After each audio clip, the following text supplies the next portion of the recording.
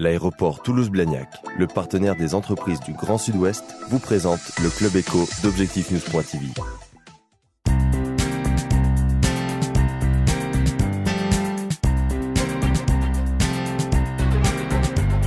Merci de nous rejoindre sur Objectif-News.tv pour ce spécial Club de l'éco immobilier avec Emmanuel de Sévrac, directeur général d'Opidea, la nouvelle SEM d'aménagement du Grand Toulouse. Bonjour.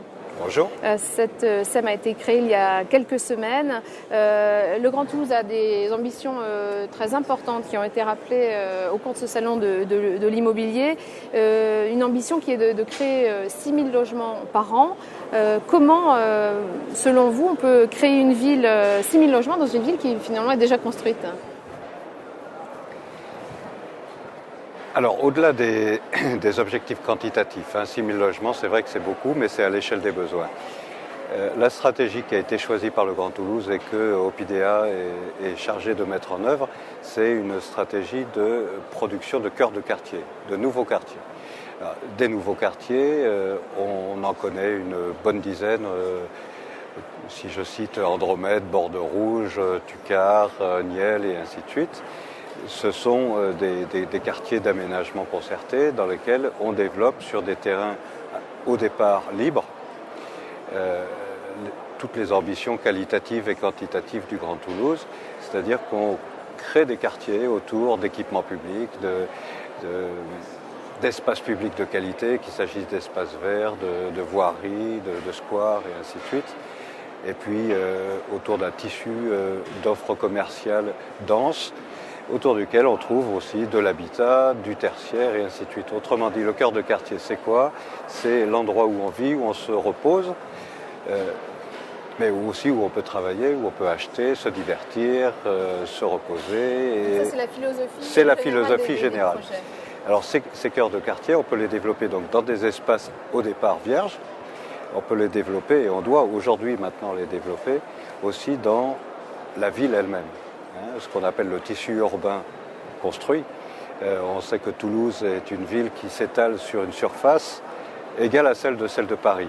Et pourtant, il y a 5 fois ou 6 fois moins d'habitants toulousains que parisiens intramuros. C'est dire qu'il y a de la place en fait à Toulouse. Mais c'est une place à laquelle tout le monde est attaché. Tout le monde est attaché au fait de vivre dans des tout petits immeubles ou des villas individuelles. On est en ville, mais on est quelque part un peu à la campagne. Le défi, c'est d'arriver à faire en sorte qu'on retrouve dans ce tissu urbain, donc dans la ville, un nombre croissant de logements, sans abandonner pour autant la qualité de vie. Alors vous êtes en relation avec des architectes. Est-ce qu'il y a vraiment, en dehors même des appels d'offres, est-ce qu'il y a une vraie réflexion architecturale ? Alors c'est une réflexion, on va dire stratégique, mais une réflexion urbaine qu'on développe donc avec nos partenaires. Vous avez parlé des architectes, mais il faut parler également des ingénieurs, des bureaux d'études techniques. On sait que les exigences qualitatives, c'est quoi ? C'est en gros toutes les ambitions et tous les objectifs du Grenelle 2. Ça se traite par l'architecture, ça se traite aussi par les bureaux d'études techniques. Mais c'est mis en œuvre par des promoteurs privés, c'est mis en œuvre par des bailleurs sociaux. Donc c'est tous ces gens-là qui constituent nos partenaires et avec lesquels on travaille sur la densification de Toulouse et des communes environnantes. Donc Opidea a été créé il y a relativement peu de temps. C'est une SEM qui est présidée par Alain Fillola. Vous-même, vous êtes directeur général. Quelle est réellement votre fonction et qui peut faire appel à vous ? Opidea, c'est d'abord la réunion, la fusion au sens où on se met réellement à travailler tous ensemble autour d'un projet commun de 3 équipes qui étaient jusqu'alors dispersées à Colomiers, à Blagnac, ou à Toulouse, au sud, vers Basse-au-Cambo, où se trouvaient les bureaux de la CETOMIP. Réunir ces 3 équipes, ça donne une qualité de réponse et une capacité de réponse quantitative à tous ces enjeux. C'est ça que le Grand Toulouse cherchait en provoquant la réunion des 3 SEM et donc la création d'Opidea. Alors, qui peut s'adresser à nous et comment on peut s'adresser à nous ? Tout simplement, dans moins de 6 semaines, on sera dans les nouveaux locaux qu'on est en train de terminer d'aménager à Compense Caffarelli, où on va occuper 4 étages d'un immeuble qui en compte 8 et qui se trouve juste à la sortie de la station de métro Compostelle-Caffarelli, donc impossible de se tromper. Mais en réalité, aujourd'hui, nous sommes présents non seulement dans nos quartiers, mais également dans tous les endroits où on travaille sur la ville, où on réfléchit sur la ville et où on échange sur la ville.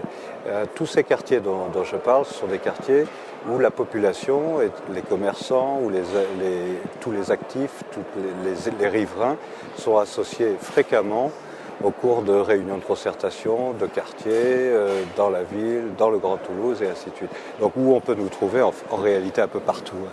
Donc il y a des très nombreux projets, on les évoquait tout à l'heure. J'ai vu que vous êtes venu avec des fiches qui en fait expliquent vraiment de façon détaillée l'essentiel de ces projets dans les différents quartiers.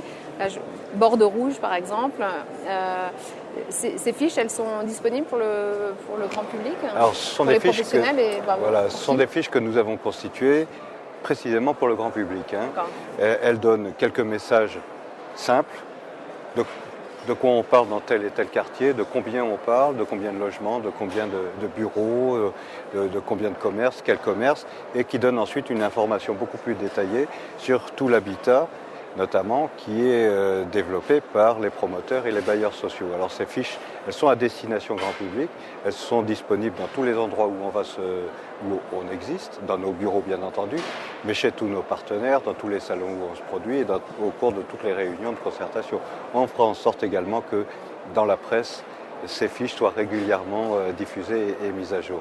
Merci Emmanuel de Séverac.